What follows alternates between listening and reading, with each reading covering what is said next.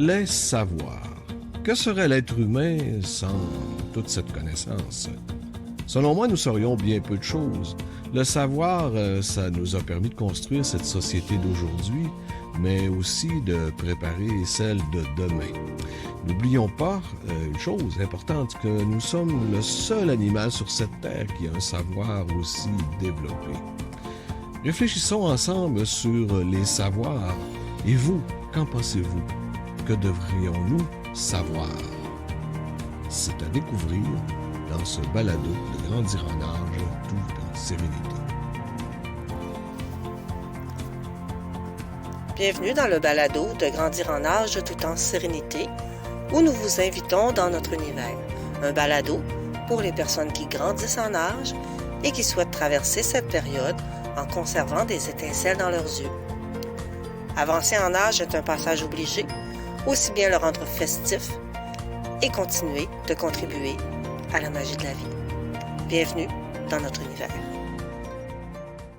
Qu'est-ce que le savoir? Assurément que c'est quelque chose d'extraordinairement important pour l'être humain. Nous avons un cerveau qui est capable de comprendre, d'apprendre, d'expliquer, de synthétiser et, surtout, d'évaluer. L'évolution humaine a permis cela. Le savoir est la source dont tout découle. C'est ce qui nous permet d'avancer à tout point de vue, à la fois sur le plan des connaissances, mais aussi sur le plan de la morale. Nous avons commis de graves erreurs au cours de notre courte existence sur cette planète. Nous les connaissons, nul besoin de s'étendre sur ces sujets. Nous connaissons les défis qui nous confrontent aujourd'hui, nous savons ce que l'on doit faire grâce au savoir que nous avons acquis tout au long de notre évolution. Le savoir, c'est un bagage qui nous suit, qui nous vient de nos ancêtres, des générations qui nous ont précédés. Ces générations ont fait des découvertes, ont émis des idées qui sont porteuses et qui nous dictent, qui nous nourrissent, qui nous fécondent encore aujourd'hui. Sans le savoir, que serait l'être humain? Nous serions bien peu de choses, à mon avis. Le savoir nous permet de construire cette société d'aujourd'hui, mais aussi celle de demain. Le savoir constitue notre bagage pour les jours futurs. Le savoir est notre coffre à outils que nous garnissons au fil du temps et qui nous aidera à traverser les millénaires. N'oublions pas que nous sommes le seul animal sur cette terre qui a un savoir aussi développé. Mais quelle est la nature de nos rapports avec les savoirs de nos âgés? Dans notre société, nous avons un rapport avec la vieillesse qui est questionnable. Peut-on penser que le savoir des âgés a une date de péremption? Est-ce que les vieux sont encore des vecteurs de transmission du savoir, ou sommes-nous rendus à ne plus vouloir entendre la parole des âgés? Phénomène sociétal, nous avons exclu une large partie des âgés du contact avec les générations plus jeunes. Ceci a créé une rupture dans la transmission des savoirs. Nous avons parqué nos vieux dans des institutions où des vieux sont avec d'autres vieux. En faisant cela, nous avons créé une rupture sociétale. Rapidement, les retraités sont mis sur la voie de service de l'autoroute de la pensée, alors que les générations plus jeunes tentent par tous les moyens de réinventer les routes des savoirs. Creusons les fossés afin que disparaisse l'eau de la connaissance et des expériences. Notre société aurait tout avantage à utiliser les autoroutes existantes de la transmission plutôt que de tenter de réinventer le bitume de la connaissance. Par ailleurs, il est attristant de constater que l'on perd de plus en plus cette tradition de la transmission des savoirs par la parole. Cette oralité qui permet de transmettre des connaissances et des valeurs de notre passé. Nos traditions, nos savoirs ont été transmis de génération en génération de cette manière. C'étaient les plus âgés qui guidaient les plus jeunes. Cette richesse inouïe, nous sommes en train de la perdre. Nous consignons notre mémoire collective dans des cerveaux nuagiques qui sont d'une froideur et sans âme. Il n'y a rien de plus extraordinaire qu'un âgé qui met en garde le plus jeune en l'informant des conséquences possibles de ses choix.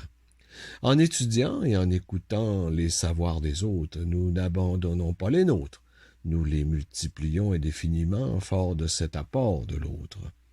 Notre société a cette manie qui consiste à bouder l'expérience des âgés qui ont contribué à changer les choses et qui ont fait face à de nombreuses complexités. Sommes-nous conscients de la valeur des savoirs des âgés? Je conviens que ce ne sont pas tous les vieux qui sont intéressants, mais si nous nous donnons la peine de les écouter, nous en retirerons des leçons de vie, de sagesse, d'entraide et de bienveillance. Étant donné leurs expériences, les âgés ont cette faculté de repérer rapidement les crinqués du crachoir. Ils nous mettent en garde contre cette facilité à dénoncer et à crier pour tout et pour rien. Depuis très longtemps, les vieux savent qu'il existe des valeurs intemporelles et universelles. Un savoir est un savoir et un cœur est un cœur.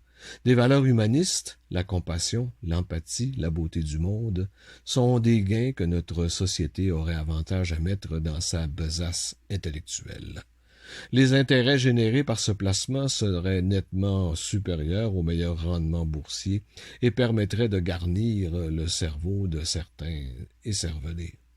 Le savoir est aussi la prudence qui prévoit les obstacles et qui sait les éviter. Le savoir commence là où commence ce que le monde ignore. Toutes les merveilles du monde expriment les savoirs de plusieurs générations, des savoirs collectifs exigeant de tous un effort enthousiaste et une peine certaine. Tout cela devient un héritage. Vous le recevez, vous le respectez, vous l'accroissez et plus tard, vous le transmettez à votre descendance. Nous sommes ainsi des mortels immortels parce que nous créons ensemble des savoirs qui nous survivent.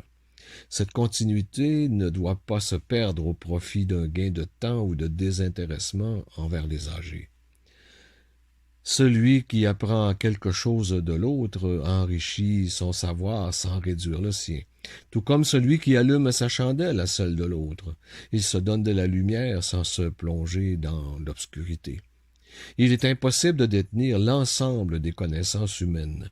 Le savoir naît des connexions que nous établissons entre nous et avec le monde qui nous entoure. Le savoir est la somme des ignorances reconnues. Le savoir est la connaissance acquise par l'étude et par l'expérience. Le savoir par le cœur doit être préféré au savoir par cœur.